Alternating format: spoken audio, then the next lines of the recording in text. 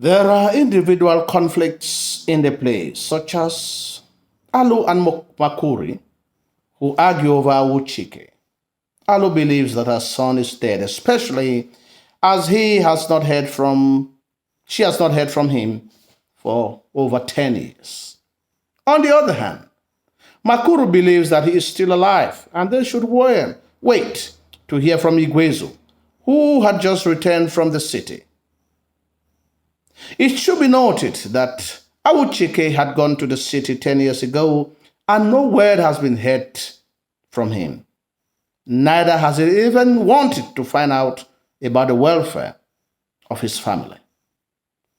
In addition, Alu is not happy that Makuru continues to give her orders to do one chore or the other, while he sits doing nothing. Makuri tells her that he cannot leave their visitor all by himself, highlighting hospitality. There is conflict between Igwezu and Awuchike from the account narrated by Igwezu himself. He had squatted with his brother Awuchike for a short while, but his brother had exploited his vulnerable situation. He had lent him some money, using his harvest as collateral.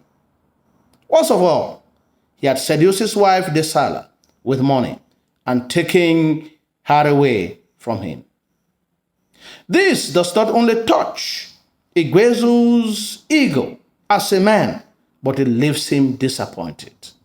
Nevertheless, he believes and has hopes that he has cultivated the land, and he hopes that he will come back and meet a fruitful harvest, only to come back and realize that his crops have been ruined. Awuchike's action highlights ingratitude, while Desala's highlights infidelity and materialism. There is also conflict between Igwezu and the Kadie over his ruined crops. He decides not to come to the house when he sees the Kadie there. He attacks the Kadie to explain why calamity had befallen him when he had given the necessary sacrifice to the serpent deity. He also asks why the Kadie is very fat, well preserved, and if he had actually given the offerings to the serpent. He ends up accusing the Kadie of using the serpent to exploit the swamp dwellers, leaving the Kadie embarrassed. The Kadie threatens him that he will face the consequences of his actions.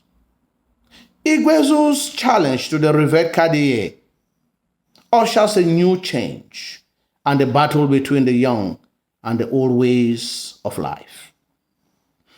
There is also cultural conflict, especially when the beggar believes that the land can be reclaimed and rendered productive.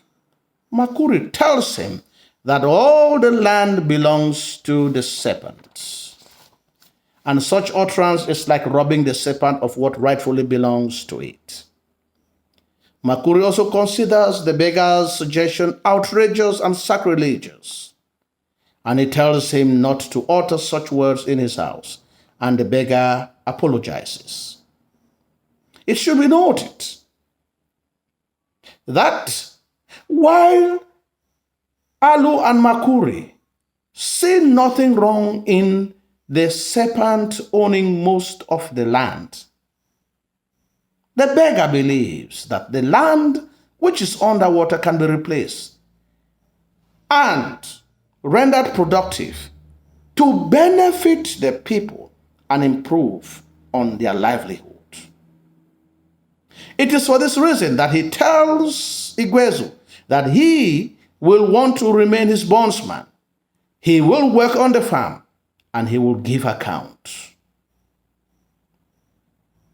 He is optimistic that things might change.